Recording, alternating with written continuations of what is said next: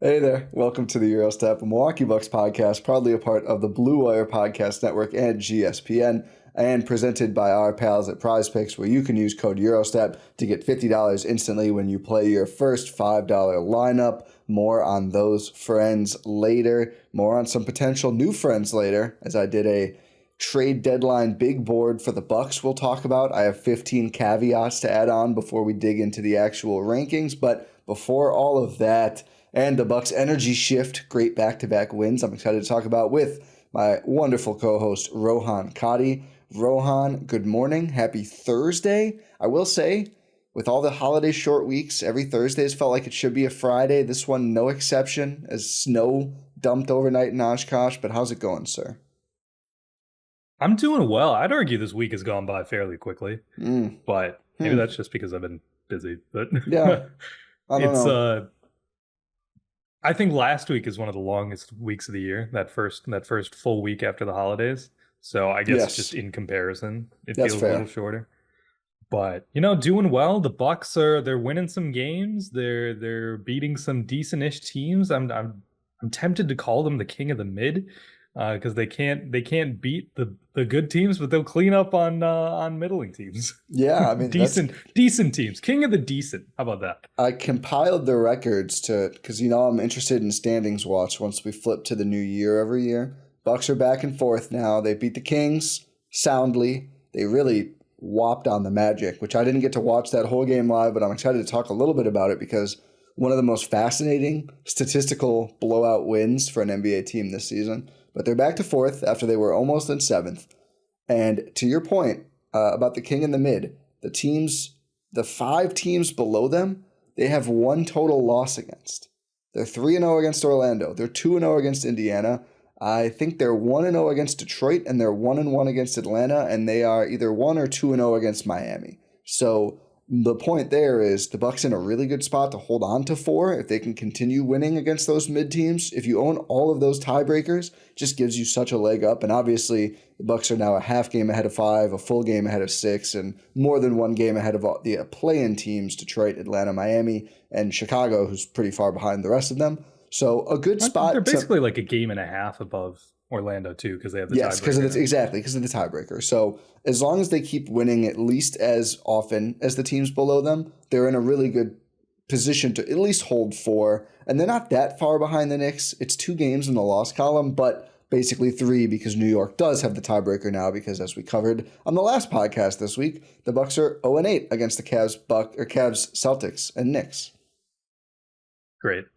Love that. Not great. We're not going to see another one of those games till February. So if you're if you're saying I can't enjoy Bucks basketball until I see them beat one of those teams, you should. That's a weird mindset to have, I think, personally. But you're going to either want to change that mindset or just stop watching because it's not going to happen for a while. No, and it's not even Bucks' fault. They just don't have the opportunity to do it.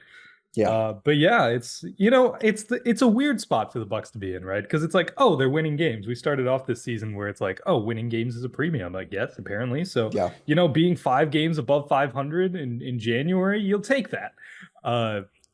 But it's also, what we were talking about last episode, where it's not a great indicator that you're 0-8 against those top 3, but also I think it's a fairly good indicator that you're doing so well against the other teams. Like, you're taking care of the teams that you should. It's so weird. The Bucks have to have a better record against those next 5 teams than they do the bottom. They do just because of Brooklyn. I mean, I think I'll I'll pull it up now because I have seen this. I've seen the idea that, like, the Bucks, they lose against all of the bad teams. I think they've been pretty good against most bad teams except for Brooklyn and Chicago. Team by team, 1-1 against the Hawks, 0-3 against the Celtics. I would say, all of those were decided. One was an 11-point game. The other 2 were less than 10 points. I don't think they played the Celtics horrible this season. I just don't think they were ready. 1-3 against Celtics Brooklyn. Keep losing. Yeah, they lost to the Raptors. They've lost to, I think, the Hornets or someone else. They're pretty middling lately. If New York didn't also slide, they could have caught them for 2, which gets really interesting. But 1-3 against the Nets, so not great there. Actually ended up, they're done against the Bulls already? Wow, 2-2 against the Bulls. So that's over. So that's not great. They're 1-1 against Charlotte. That was one of the ugly 1-point losses that Giannis had the chance, but it didn't go in. So that early February, that season series, that doesn't matter except for record keeping. That's not going to be a tiebreaker scenario, but they are only 1-1 against Charlotte. 0-3 so far against the Cavs, 2 of them by 2 points or less, one of them by many more than that. 2-0 against Detroit. Who else have they played? That's pretty much it. They're 1-0 against the lowly Sixers. And they are 2-0 against Toronto, and they are 2-0 against Washington. So, yeah, it's pretty much just the Nets. And the Bulls, they split with. That's not horrible. I guess they did drop 1 to Charlotte as well. Yeah, but those 6 losses in there, that's more than the 1 loss to the next 5 teams below them. Yeah, seriously. Just crazy. So, yeah, their losses, if you look at the standings in the East, 8 to the top 3, 1 to the next 5, and then all of the rest of their Eastern losses are the bottom teams, mostly because 2 Chicago, 3 Brooklyn is 5, and then 1 to the Hornets. Crazy. What a weird season. I don't know. I think that's a perfect encapsulation of the Bucks season. Every time the Nets lose, part of me is like, thank God. Because I know that with the way the seeding works, there's no shot they would ever play the Bucks because they'd have to play one of the Cavs or Celtics. But just get them. I don't want to ever see the Bucks play them again. I just don't. I don't know what it is. It wasn't even the same players every time. Sometimes a single player gives the Bucks problems. It's like, oh, that guy. I hope he doesn't get traded. It's like Dennis Schroeder. You can expect because he's just always going to do that. He's not killer. Even on the team. He's a Giannis killer. But yeah, they would have random other guys, just insane. The Nets, by the way, lost by 59 points last night. The Magic may be wearing off there. They are 2-8 in their last 10. Yeah, 126-67 against the Clippers. Crazy. Clippers and the Bucks have the same record, which I think is interesting. Just a little interesting. I like to look cross conference and see how teams match up. Yeah, I think that's fair. Have you heard the before we talk about this back to back quickly? The tanking world is shaken up that the Pels ran off 2 straight wins. I have not. Now we have, I think 3 teams are tied with 10 wins. And then the Hornets and Wizards are even worse. So it's it's kind of getting congested is the point. The bottom is already getting a little congested. That's fine. Portland's a little bit ahead of it now. As long as Coop goes west, that's fine. Honestly, I'm not that worried about Coop for the short term. I don't think so either. I don't think he's coming in like Wemby. He's not a Wemby. He's not a Wemby. I think he's a good prospect. He's not a Wemby. Yeah, but again, he's not the greatest prospect maybe of all time. Oh, okay. So New Orleans did win 2 in a row. They have played way more games than everyone else. They played 42 games. What? They've played a lot of games, which probably explains part of why they've been so bad. So they are still the second worst record, even though they have more wins than Charlotte, because they have 1 more win but 4 more losses. It's crazy. So Washington and Charlotte are top 3. Toronto is 4. New Orleans 2, Utah, Portland 5, 6, Brooklyn 7. Ooh, Philly unprotected, or I think it's partially protected. I think it's top. Is it lottery protected? 1 through 6. Ooh, that's they could be sending, but the problem is it goes to OKC, and they do not need any more of these premium assets, so that's a little spooky. OKC could get a top 10 pick from Philly this year. That's crazy. One of their, I believe they have 5 first-round picks this year. Oh, my God. Trade them. Do something. They lose value. Don't. Sit on them. No. Sit on them. Please, relax. I'm concerned about OKC. What are you going to do with 5 first-round picks? You can't add 5 players to your roster. I wonder, should they just start trying to trade for first overall picks every year? Yeah, why not? Just do it. Could you imagine just Washington gets it, they're not totally sold on Cooper, Presti calls, and he's like, how about 7 firsts in the next 2 years? I just don't think it works in the NBA. I don't even know if you say yes to that. In the NFL you do, right? And it wouldn't be all first, but I don't think can find Washington real value would later. Do that. I don't know if any team would. I think the top 3 of the draft is probably good enough where it's you can move back maybe a few spots. But yeah, I guess it depends whether assuming they don't have the 3rd pick. If they get a pick 7 from Philly or something, maybe. I don't think so. Maybe they could get if they get pick 7, maybe they could move up to like 4. Yeah, for sure to 4. But I think like 1 if it's Cooper and if you feel like relatively consensus good on him. I just think you look at the average 7th overall pick and you're like, no, at 5 picks and that is like what? I can go trade for Mikal Bridges? Cool. Give me Cooper. Yeah. The one guy is just worth so much, which is why the Bucks will never willingly trade Giannis. And Giannis and Dame have dominated these last 2 games. I think that's really the story here is Giannis and Dame setting the tone and bringing the energy. Both guys talked about this a lot after the Kings game, but you look at the up and down the box scores for both of these games, really, and outside of Brook and sort of AJ Green against Sacramento, I mean, the third leading scorer against Orlando had 14 points. Like, it was really Giannis and Dame leading the way. They combined to score 57 and added 20 total assists against Sacramento. So they were the offense to a large extent of that game. And then they added 56 points and 8 combined assists and 16 rebounds and 5 steals, a 4-steal game for Dame following a Dame block, which Giannis joked the last one he saw was in 2015 of those after the game. And you could feel it too. I think with Dame in particular, it stands out a little bit more. I think his play style, I felt like, is the most different these last 2 games, but he's been more aggressive. He's found his own shot and then opened it up for others. And I do think we've seen a different Dame defensively. Like, that game was probably over against the Kings, but, maybe they're trying to mount a comeback. It's not a 40-point game. You never know in the NBA what might happen. And, 2 possessions in a row, he gets steals from Paolo to just, continue sinking the Magic. And, he checked out not long after, and that game was basically over then. I appreciate what they're doing. Of course, the obvious question is, it took this long into your partnership to just realize you guys need to play hard together.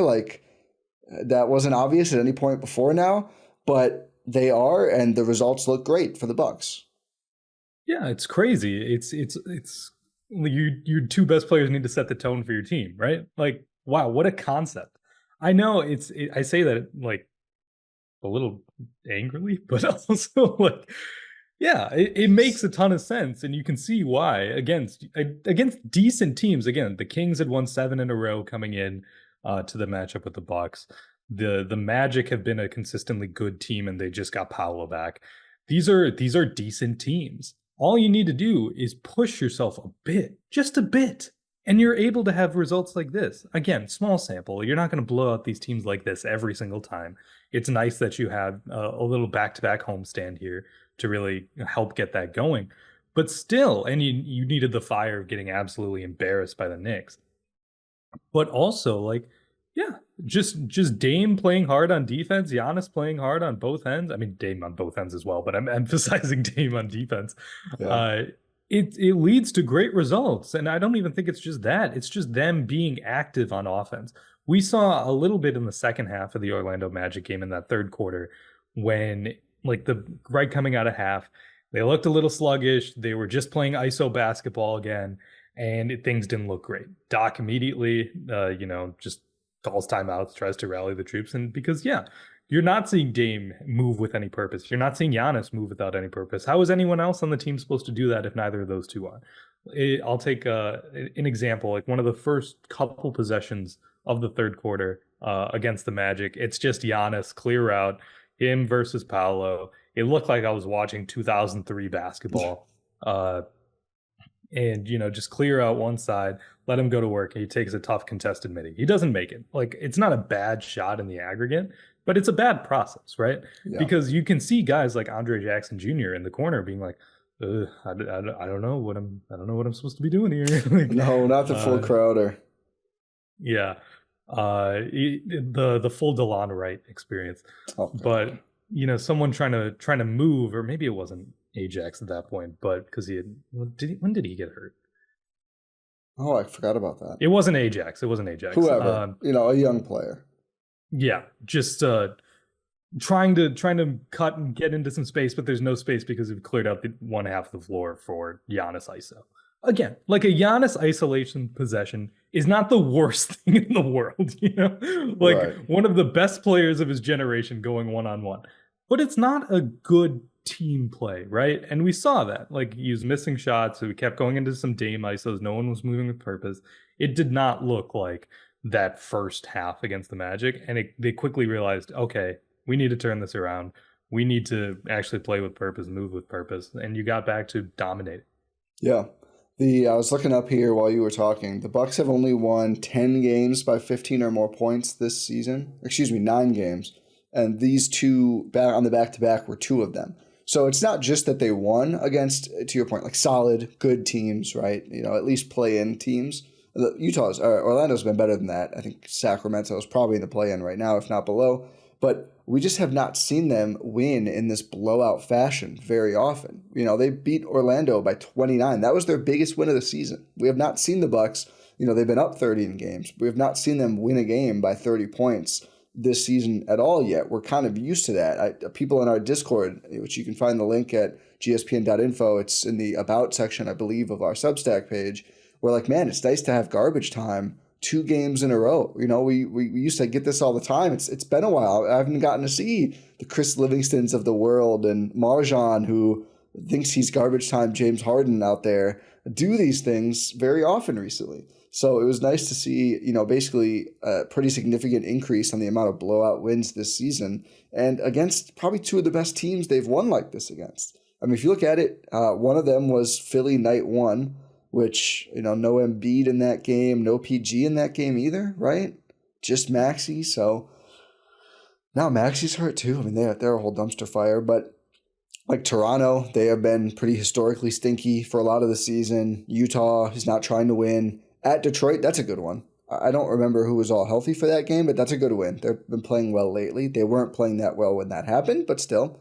A couple against Chicago, who we know about them. The Spurs, that's a good win. That's a playoff team. And then the Kings and the Magic. So those are the games they've won by 15 or more. It's nice to see 2 of them in a row. And now 1, 2, 3, 4 of them in January, which again, if it wasn't for that damn Knicks game, you'd be looking at this Bucks team going, I think they turned the corner. I think they figured something out. But that game, they were really lifeless. But at least I say this, during the Kings game, it felt like they wanted to really kick the Kings' ass because of what happened in the Knicks game. And I feel like that's like the first time all season they've come out like that. And again, it's like how the Knicks came out against the Bucks. Pretty much. Honestly. Because it's like the Knicks they were on a bit of a downtrend and they wanted to make a statement, and that statement was against the Bucks. And then the Bucks got embarrassed, so they felt like they needed to make a statement. But you're right, it did really feel like they took that one personally. They really felt like, yeah, this is bad. You could hear we talked about this, but Giannis after the game making a point to emphasize, yeah, we're 0-8 against these teams. We can't get a good team, a good win against one of these really great teams, and it's bad. It bothered them. It made them upset. Yeah. So it was nice to see them come out with a purpose, and yeah, I think first time this season for sure. That's the thing. That's the problem. But that's where it's just like how did it not? Like I'll always keep going back to, was it the Nets and then the Bulls, or I think it was either that or vice versa. Like after your home opener, you have no energy, and then the game after that, you also have no energy. To me, is crazy.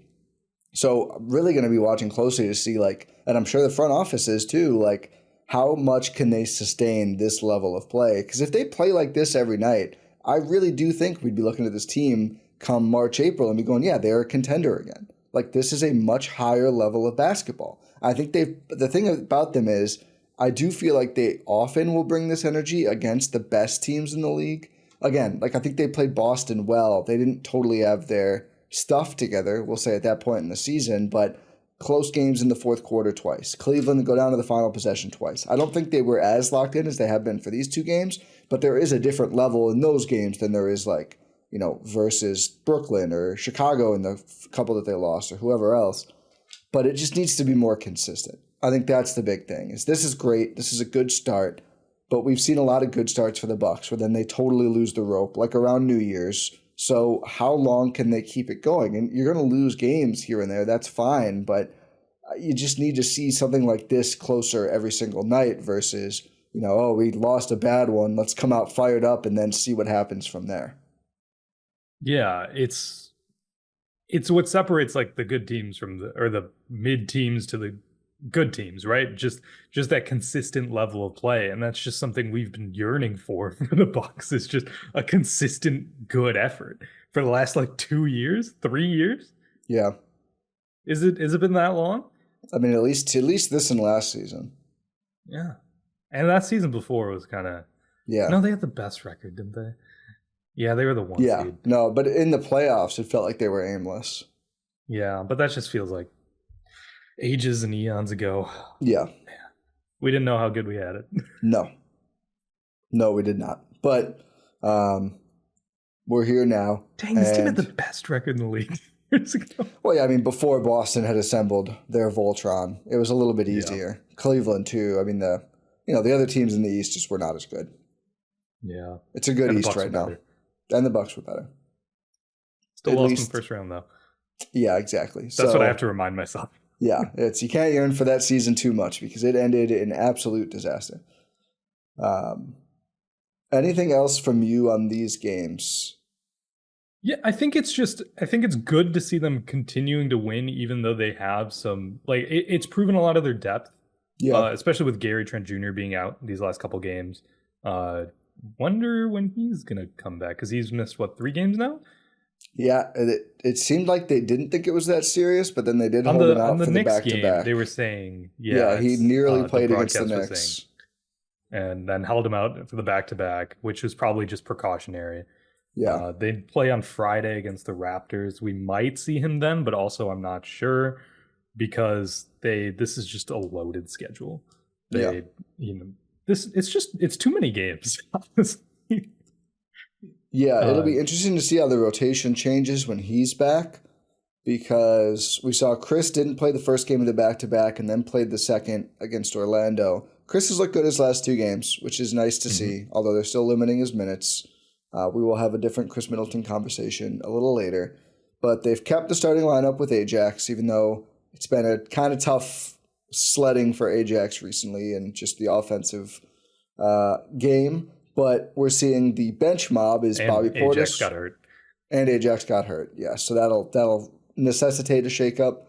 I also think there was a little, I don't know, I think it's becoming more apparent to more people lately the impact he has on the starters' offense. I know they're winning these games still, but hopefully he's not out for too long either. But the bench mob has been Bobby Portis, Chris Middleton, AJ Green, Ryan Rollins, who, again, like every time I watch him play, I'm just like, this guy's legit. Dude's an NBA player. Yeah, he's going to get an NBA contract from the Bucks before the end of the season. We're stamping that. That's happening. Going to happen. That is going to happen. And then Pat Connaughton, who I think has played well this week.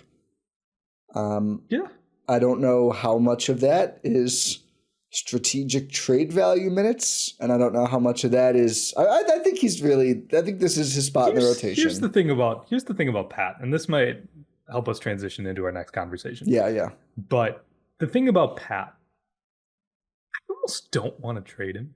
I get it for salary purposes. I obviously get it. And I think it's very important that you do trade Pat if you want to make other moves. Like, I'm not saying I don't. Okay, let me rephrase. I don't want to. I'll say the only trade you need to move him is if you want Jimmy Butler. But also if you want to get under the second apron for next year. I mean, it depends what else you do. That's true. It's not the only way. If you trade Bobby Portis for someone who makes like $5 million or less, you can do it as well. That's true. But for Pat, it's almost like the perfect break glass in case of emergency guy. Yeah. Like, he doesn't complain when he's on the bench. He's too busy thinking about real estate to care. Too busy thinking about what he's going to do with Peter Fagan later. Whoa, dude. What? Come on. What? I mean, do you want me to repeat to you what you just said? I don't think that's that bad. What, they're just going to hang out? Oh, okay. That's just a crazy way to put it. I'm going to do a poll after the pod. That's a crazy. No. I think that's fine. I'll put it in our Discord. Whatever. Go on. Here, the next sentence I was about to say really helps. Okay, go I was ahead. also going to say Dame seems really cool with Peter Fagan now, so they might hang out as well. Okay, that's fine. Does that make it sound better? Yes. Cool. Thank you. It's just, I don't know, the way it came off, I was just like, what is... I mean, I know you meant business and probably go to a cigar bar or something. I guess they could all go to Dame's man cave. I'll go to Dame's man cave. What did he say, like 5 times on media day that year? Dame is such a funny guy. I'm in my man cave and I got the trade news. I'm spending a lot of time in my man cave. His man cave is probably sick, dude. Oh my goodness. How many TVs do you think Dame has up in the man cave? I'd say he'd have at least 2 multi-TV setups. So he'd have like one setup where it's like he has like a 3 TV setup where it's like near like I don't know, maybe like his Xbox or PlayStation or something, so he can play games while watching TV. And then another spot is where it's like a gathering place for other sports people. Center. Yeah. What was I saying? Oh yeah, Pat. So now that I'm hearing it back in my head, I do get it. I figured I knew what you meant, but just the way you phrased it. Go on. So Pat does not get distracted. He does not care what like if he's playing or not, but when he does come in, he may not hit his shots, as we've seen, but he'll play good basketball for the most part. He'll have good intentions on things. 50% 3-point shooter this week. He's just needed to get back into the rotation. Like that first game in is gonna be bad, but then he just needs to get his legs under him and he'll hit some shots. But he's a perfect break glass in case of emergency, guys. He knows how to play with Chris, Giannis, and Brooke so well because he's done it for so many years. And again, it's not going to be great, but I think if you need Pat in the rotation, it's because you have multiple guys who are hurt, and you couldn't do much worse than having Pat as that last option. Do you mean better? Yes. Yes, I absolutely say wow. I'm all over the place. Yeah, Pat has you flustered, man. Listen, I totally agree. I think his like presence on the bench and being a productive teammate has been there the whole time. And I just think he's a consummate pro, and he comes in and he just moves the ball. I mean, he had a pretty quiet game against Orlando. You know, just hit one of his 2 shots, hit one of his 2 free throws, but still in 11 and a half minutes adds a rebound, adds an assist, does turn it over once. So not a great game against Orlando, fine. Against Sacramento, I think that was maybe his best game of the season or one of them. I think he actually played okay against the Knicks too, if I recall correctly, but he had 5 points on 2 for 3 from the field, 1 of 2 from deep, which is a big deal for him, 3 boards and 5 assists. Like, he is probably twice as good at driving and kicking than DeLon Wright, which is crazy.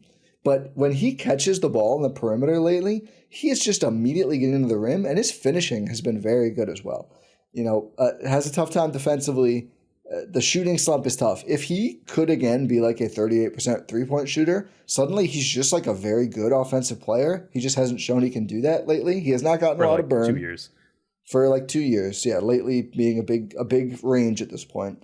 I was gonna say, like, that's a big ask, right? Can you just be 20 Pat Connaughton again, please? But I don't think it's that big of an ask because physically he looks good. Physically, he looks quick. Fine. He postered. Who did he poster in the Kings game? Was that Queen? A rookie. Was it Queen? It might have been. I don't remember who it was. I mean, career might be over, dude. Like, or was it Keon Ellis? It might have been Keon Ellis. No, it was Devin Carter. Yeah, that's a lottery pick rookie. Absolutely posterized by Pat. In his like first week of games. Yeah, he just got back in from the injury. Welcome to the NBA, buddy. Here's Pat Connaughton for you. Did you know that he used to play baseball, Devin Carter? He got hit with the fastball on that dunk. That's for damn sure. So yeah, poster dunk, 3-pointer, 5 assists in that game. Again, like that's what I'm saying.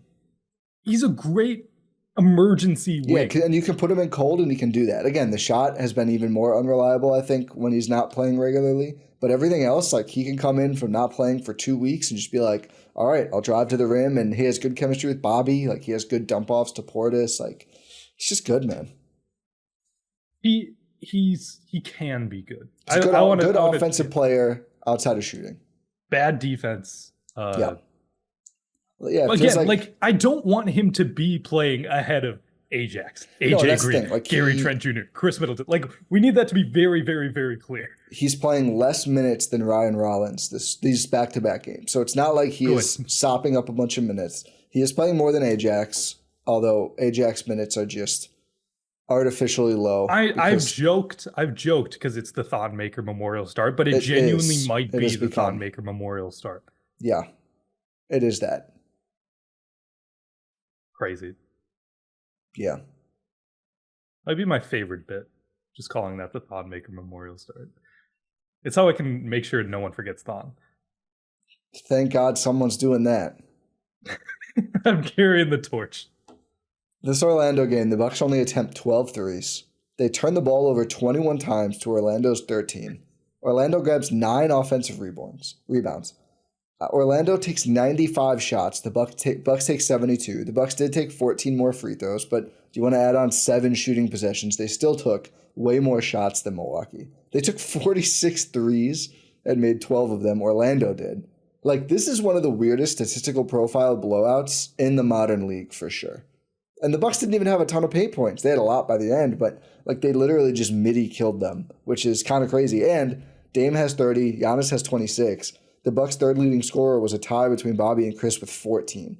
How do you even score 122 points with 7 made threes and not a ton of paint points and only 2 guys above 14 points? That's crazy. It's crazy. I don't know how the Magic had fewer points than shots, even though they shot 21 free throws.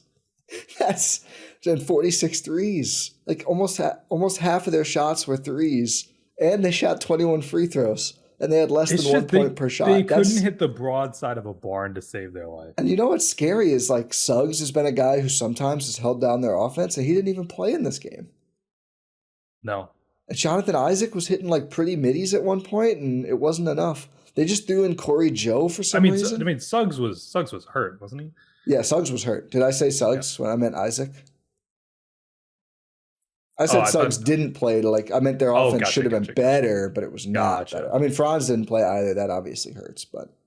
I think Franz should be back in like a month or so, maybe. They were saying not too long on the broadcast. We'll see exactly when.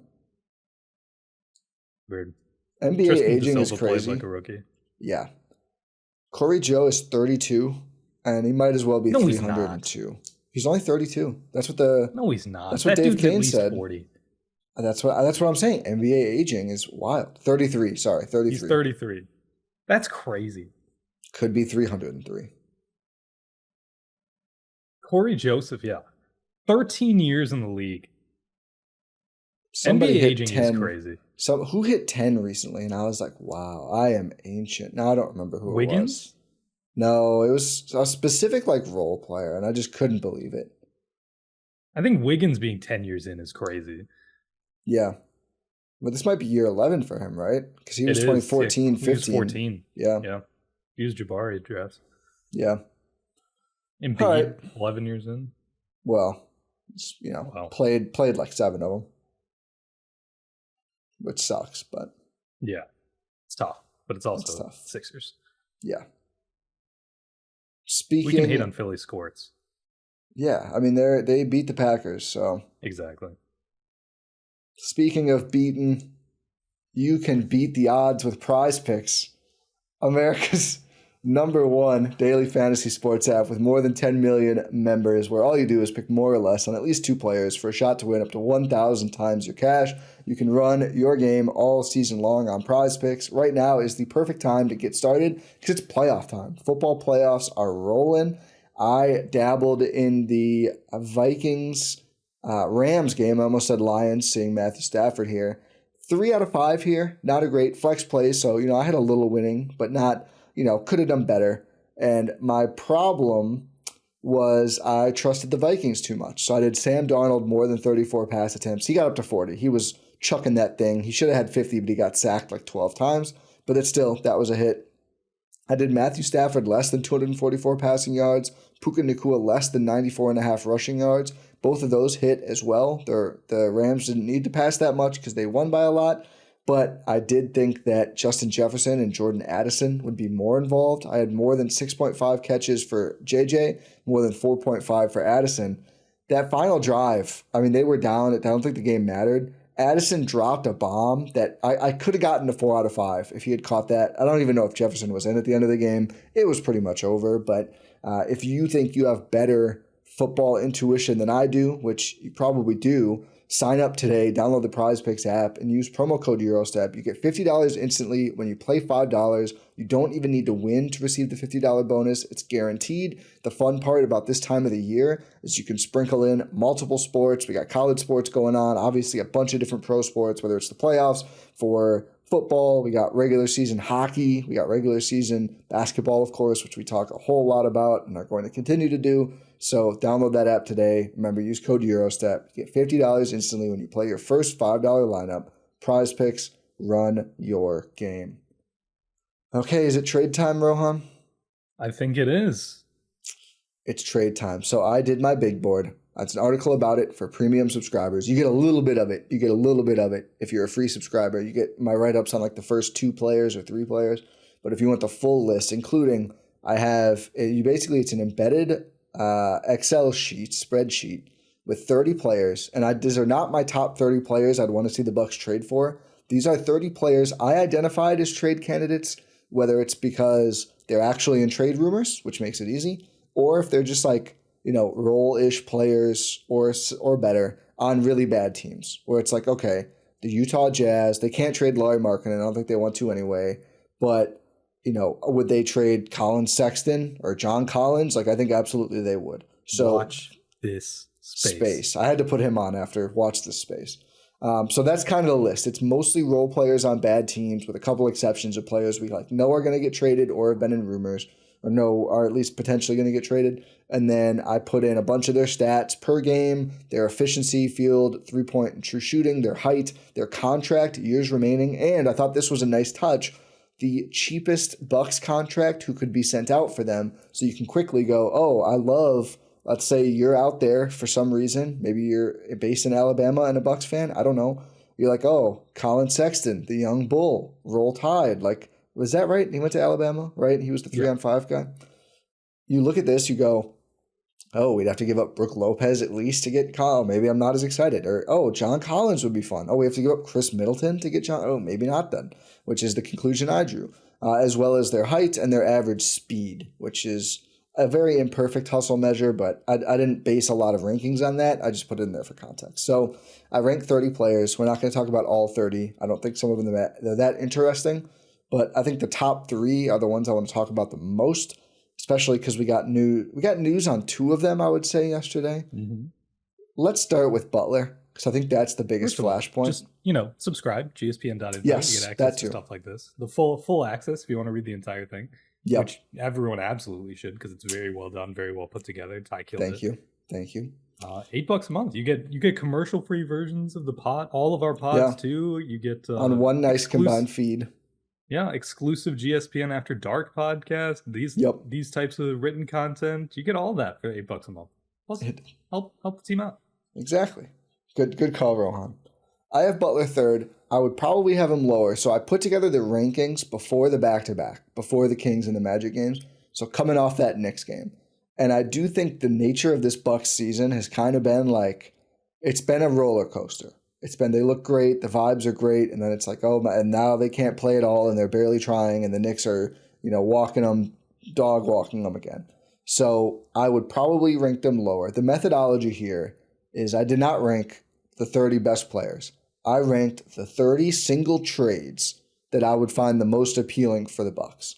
So there were 2 players. One was Nick Richards, who is gone, who we'll talk a little bit about, who I said, I'd rather the Bucks get that guy than Jimmy because it would be so much easier. You're trading one player and maybe like a young guy or a draft asset or something to get a player. That's an easy acquisition versus Butler, where you have to salary dump Connaughton, you have to send Middleton and Portis or Lopez to Miami, presumably, or wherever, and then bring in Jimmy. Like, you're blowing up the team.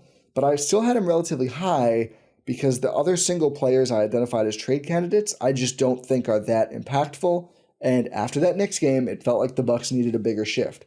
Now the vibes are great and they look real happy and they look great. Maybe it feels like less, but I just decided I would keep the order instead of modifying it 100 times. And we can kind of just talk about the individual scenarios as more interesting, I think, than the actual order. Yeah, I think so. Excuse me. Should we talk about the news though for these players? Yes. So Jimmy Butler, per the Athletic, Sam Amick, not Amico. Correct. Amick, the good one. Amick's the good one. Yep. Reported, and I think this is a very interesting report, that the Bucks have not gotten word that they should not trade for Jimmy Butler. So if you did not do well in English or grammar class, that's a double negative. So saying the Bucks should trade for Jimmy Butler, or at least not saying they should not. I mean, those are fundamentally different things, but I do think in this situation, they're kind of the same thing. I think they are the same thing in this situation, thing. Because we've gotten news that like the Grizzlies should not trade for Jimmy Butler. That means that if Jimmy is open to the Bucks, otherwise we would have heard something about it. Yeah, I mean, and to clarify, he didn't dye his hair like cream or anything like that. So well, we haven't seen him. Have that. We haven't seen him. He's supposed to come back this week. I think Friday. Maybe. We also got news that the suspension might change to refusal to play from Chris Haynes and his Haynes briefs, which I think are very fun. I think it's great. People are like, he needs to change the name. I'm like, are you insane? That's a great name. It's incredible. Also, someone needs to hire that man. Yeah. Oh, I'm wondering if, because there's news coming out with a couple of broadcast teams, I wonder if he's going to be included there. The production quality of Haynes' brief has ramped up. I think so. I like to think that it's just him doing it. I do too. He's just on Fiverr, just like grinding through, like, who can make me the best video intro? No, I think he's making the video. That's what I'm saying. I think he's making the video, but now he's got an intro. I don't think he made the intro. No, I'd think like he's making that intro too. Like you think he made the graphic? That'd be great. He's just on Canva. Yeah, he's just putting that together. That's what I imagine. Hey, dude, if he's like the best poster, because that's true dedication. That's true. It's truly incredible. Shout out to Chris Haynes. What was I saying? Oh yeah. So the designation might change to refusal to play. Yeah, which they take even more money per game. It's double. Yeah. Which is insane. Yep. It's getting ugly. Like it's a petty off. Yes, 100%. Like Jimmy leaked that the Heat missed a payday over the summer, and his check his check was like half a week late or something. And then the Heat media came out and they're like, it's a bank issue. It wasn't a big deal. They took care of it. Like literally, it's getting that petty. Wow, this is a real thing. So it's getting about as ugly as it can get. And here's the lay of the land. The Suns are very interested, and Jimmy wants to play there. They're not going to trade Kevin Durant or Devin Booker to get him, obviously. Should be obvious. So it's Beal. Beal has a no-trade clause. Beal does not want to go to Detroit. Detroit doesn't want Beal. And same for, I think, 29 other teams. Miami has said steadfastly, we're not taking back Bradley Beal for Jimmy Butler because, they're so delusional. They think they're going to be good.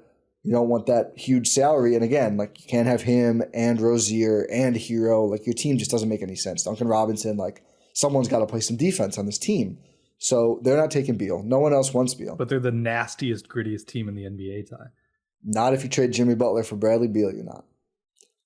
So they're just stuck. They can't figure it out. They're stuck because they ended up with Beal. The Amick Athletic report of yesterday, Wednesday, specifically did not include anything about Memphis. So it wasn't that Jimmy said, I didn't say anything about Memphis or Milwaukee. Specifically Milwaukee. That's it. That's the only team. Amick also, I think, did a little bit of reaching, saying like Giannis said we need to be better or more accountable after the Knicks game, so maybe he wants this. It's like, okay, that seems like you're grasping at straws, but whatever. I do think I read that part and I had the same reaction as you, where it's like it's a little bit of a reach, but also there's probably some truth to that. Maybe not for a Jimmy level player or like a Jimmy, like specifically Jimmy, but also like this team needs to get its act together. I agree with that. Again, we've seen that like these last two games, like they got their act together. Yeah, and we got the amazing shot of Chris, Dame, and Giannis, and Chris is messing with the massage gun like he's John Morant and putting it up by Giannis's head and everything else, which was really fun. Vibes are great. Vibes are great. You know, if there's a Jimmy Butler trade, then those 3 vibes are done, and there's another new player coming in. But we've also had stints this season where vibes have been great before, and then vibes have been downright atrocious. And the on-play court too. After. Yes.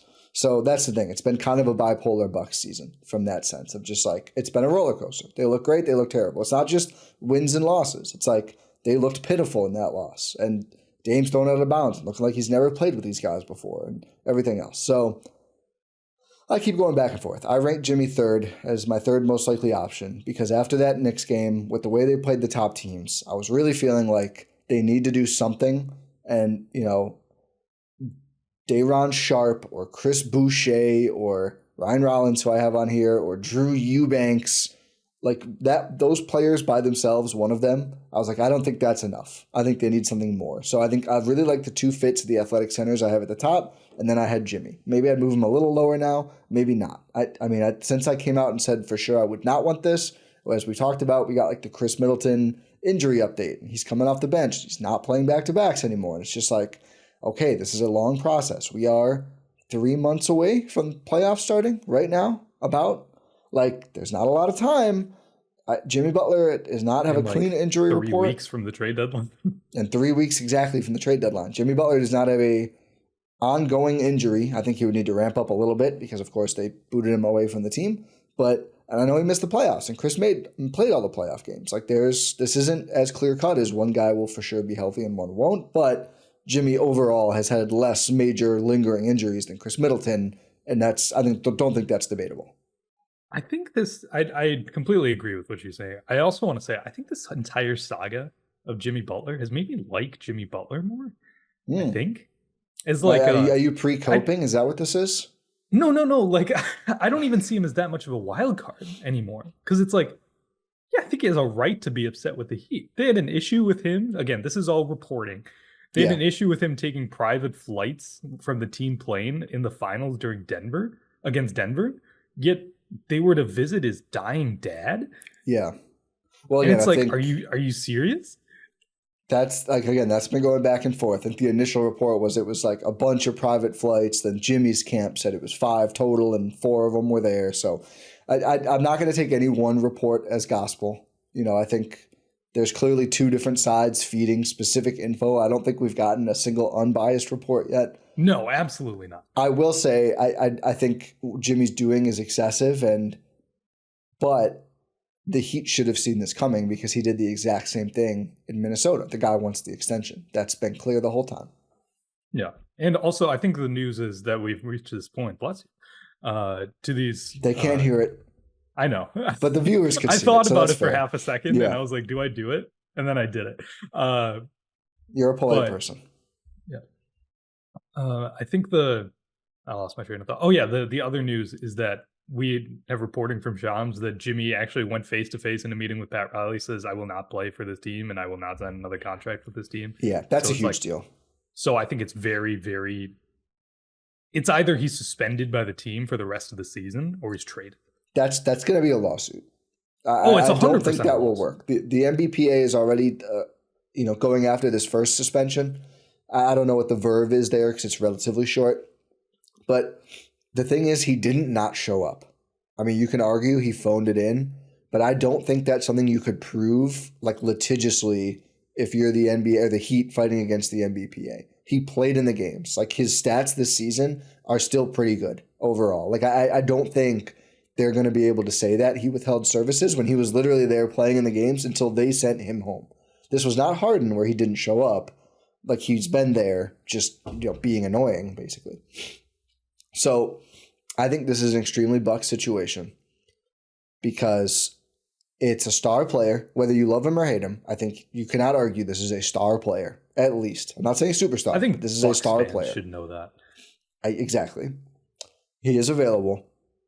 There might be no other suitors. None. I mean, there's Phoenix. They can't do it. They cannot pull it off. Like as this stuff sort of like gets out there, what's the trade landscape?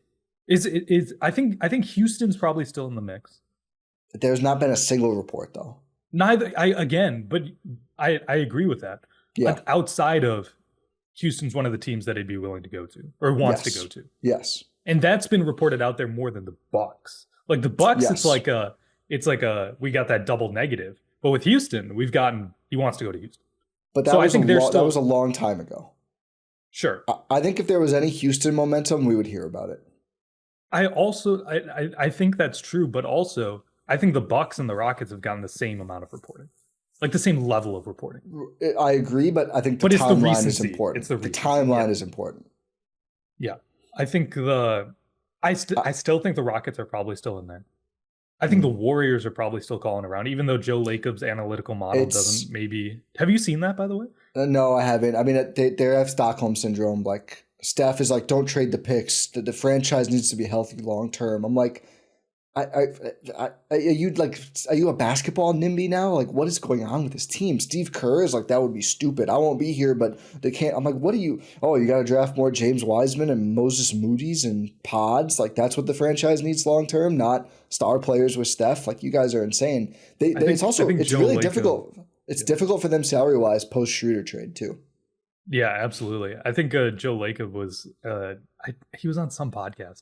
And he was talking about how their analytical model says that they have young stars and shouldn't trade them. And it's like, have you watched your team play basketball? No. I am a very data science. I'm a data science person. Like, that's literally my job. Yeah. You gotta watch the games. Apparently you don't. Crazy. But I think there are other teams still out there, but they're looking far less realistic than the Bucks. Yeah. I mean, I think the trade landscape is dead, and that's specifically why that Bucks report came out. I think so too. They're literally saying like, hey, on second thought, and who knows? I mean, it only came from Kevin O'Connor of Yahoo Sports. That could have, like, Elon could have told him that. We don't know where that report came from. Wait, what did KOC say? He was the one who reported the Bucks and Jimmy Butler. I thought that was that he didn't want to go there. No, that he didn't want to go there. Didn't. Like weeks ago, like 2 weeks ago. So I think Jimmy's team pushing back specifically on that one report, which again was not that widely circulated. Like wasn't like multiple outlets picked that up. I think it was mostly him and like one other reporter who again was not like Shams. I think that tells me that there's just not enough interest out there. And this is the exact kind of situation the Bucks love. I mean, can you just picture John Horst like taking over another 3 or 4 way trade, even though he has one total first round pick at his disposal? Like this is their kind of moment. I think, and also the way this saga is playing out, I think it works in the Bucks' favor in that the value is probably going down. They had the leverage. Do you even have to include your pick? I mean, I think where I'm at with this trade, and we've kind of talked more about what's happening versus what we think. I think I am for it if it's this scenario where it's like basically the most Bucks friendly construct, where it's like you're not getting Brooke, right? We're not trading our only real center. You're getting Bobby and Chris, which that hurts like hell still, and I'm still close to not wanting to do it. But if they were gonna do it, and then Pat Connaughton goes to Detroit. Maybe Ajax goes to like the Heat, and they would love Ajax. They would, and they include Kel'el Ware. That would break my heart. It would. Any Chris trade breaks my heart. But I think I'm in agreement with you. That would be the best possible construct. Yes. And I think that's the situation where I'm like, yeah, let's do it. And maybe they say no to Ware, and then instead it's like we forget the Ajax part. Maybe both teams send a second to Detroit to facilitate the Connaughton dump. Like basically the least asset spendy way for the Bucks to do it, so that you're turning Chris and Bobby into Jimmy. You're not spending all of your picks to do that.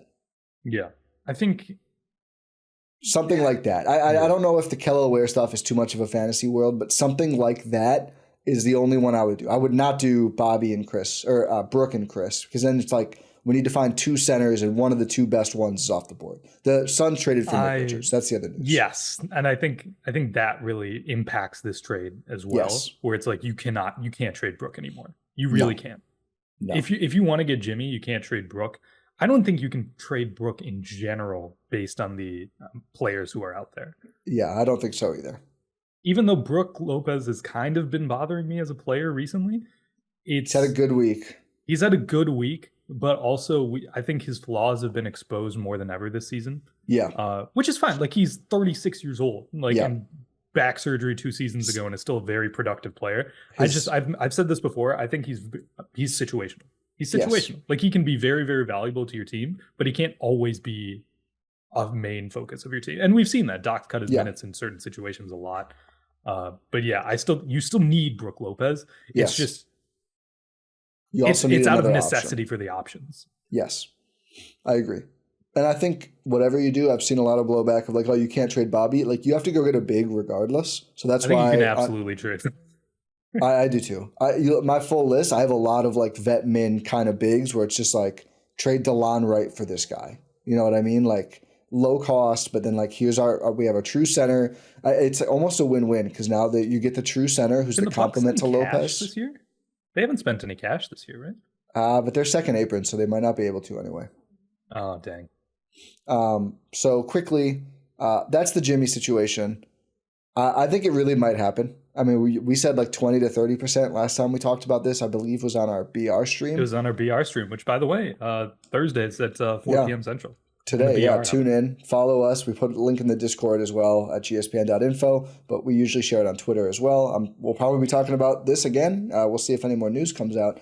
I'm thinking better than a coin flip. He gets a buck at this point. Yeah, the Bucks cannot send out cash, you're right, because of the second apron. But they might be under that soon, so we'll see. That's true. They could mortgage their swaps too if they wanted to, if they need some more seconds, like we saw Phoenix do. Phoenix, yeah, double swap a first. 3 second round picks all of them. to Charlotte for Nick Richards. They sent a Kogi 3 seconds for Nick Richards and Denver's second this year. So they have something else they can send, but that's a pretty unappealing pick. Yeah. It's a pick though. It's something you can send in a trade. It's tangible. it's a tangible pick. I'm sure Charlotte didn't plan on using it, but yeah, it's nice for them. The Bucks, I think, have 2 seconds, 1 first. And again, they could mortgage their swaps. If teams still want to do that with them, I imagine a team like Charlotte or maybe OKC would want to do that, but we'll see. I think, by the way, speaking of second round picks, I think we didn't cover the funniest thing that's happened this week in that Bossman 99 tried to have a revenge game against the Bucks and was just bad. Like, that was the first time he'd played in so long, and he was just not good. How much do you think he played in this game? Do you have the box score up? I do. I know how much he played. It felt like more. He played 2.5 minutes. It was a 2 trillion. He actually did nothing. His revenge game featured no stats, -7. He got cardio, they lost, and then that was that. It was so yeah, he stinks. Can't believe they signed him for the season. He hadn't played since December 16th. Like, why did they sign him for the season? They guaranteed his deal for the season for no reason. I don't know. Like, shooting 35% from the field, 25% from 3. Lock this guy in. We need this guy. Nice. He was like, I have to get in against the Bucks, coach. I don't know my purpose here either. His purpose is being on an NBA roster. I don't know why. But sorry, second round picks in the Bucks really made me remember that. No, that's fair. Let's burn through a couple of my trade other board here. We'll talk more about Jimmy. But I think more than 50-50 shot at this point. Let's talk about Big Rob. Yeah, Robert Williams III is my number one. The reason is, like, Bobby Portis and I don't know, whatever. Let's say a second round pick, 2 second round picks, something like that. It's just such a clean swap. And I had him lower, and then I really dug into this, and I know the injury concerns are real. And he's healthy for him right now. He's not playing for Portland because they have Ayton, they have Klingon, they have Duop Reith. They're trying to lose games, and they're trying to keep him healthy. Kamara. That's certainly part of it too. Tumani Kamara. He's more of a wing, but yeah. There's no other player on this list besides, I guess, Jimmy. Like, was a legitimate defensive player of the year candidate. Probably should have won. Still in his prime. Also shooting... smart one, right? He should have won? Yes, he should have won that year, I think. Shooting 71% from the field this year. Like, it's just dump-offs. I'm not saying he's insanely skilled, but, like, that's the kind of player we want the Bucks to get. I don't see where else you can find this upside. The injury risk is real, but swapping out Big Bob for a guy who was a couple years, like 3 years ago, like I think second in defensive player of the year, that defensive upside at center and just an entirely different profile of center than Brook Lopez, I feel like could really take the Bucks defense to the next level. I think he could catch a bunch of lobs and finish at the rim and everything else. Like I'm okay with this swing. I know we've talked about it. We've said no before. There is an injury risk. It'd be hard to have him in Middleton going forward for the Bucks this year. But you know what? I'm down to roll the dice. His minutes would be limited because he wouldn't be the starter. He'd probably be the best backup center in the league, though. Yeah, I think absolutely. And if you're the Bucks, you know how to deal with big guys with injuries. Yeah. Yep. You know how to do that. Again, like I'm not trying to say that he's going to be as great as Brook Lopez because Brook Lopez is an absolute unicorn, but there's upside there, right? He's just what on earth is this app? Like this basketball, I'm getting so distracted on this podcast, but one of his basketball reference nicknames is Boo Butt. We'll learn more about that if they trade for him. Otherwise, sure. I'm not going to Google Boo Butt ever. Yeah, don't do that. But, Boo. Williams, he's like that upside is there, right? Absolutely. He's a center archetype that could really, really work well with the Bucks. I think especially in non-Giannis minutes, where it's like probably. you don't need him to play a ton. You don't want him to play a ton because you don't want to risk too much. But if you put him in those limited non-Giannis minutes, have a defensive big out, so you can have a defensive big out there at all times. Yeah. You don't have to worry about staggering Brook and Giannis at times and having Bobby out there as the only big. You don't have to worry about that anymore. And actually, in this situation, Bobby's gone, so it doesn't matter. Yeah. But you will always have a defensive-minded rim protector out there who can hang on the perimeter. He can. Oh, yeah. Like, he's not as good as he was, obviously. His mobility is dampened compared to his DPOY level season a few years ago. But he's still capable of hanging on the perimeter. He can still force guys into difficult shots. He can funnel guys towards a Giannis. I could see him playing like a weird... In the minutes where him and Giannis are on the court together as the only bigs, I could see like a Time Lord 4, Giannis 5 lineup, like sort of what they do with Bobby now, except it's Robert Williams in a traditional Giannis role. And that just sounds just nasty defensive. He's still this season, he's only played 12 games.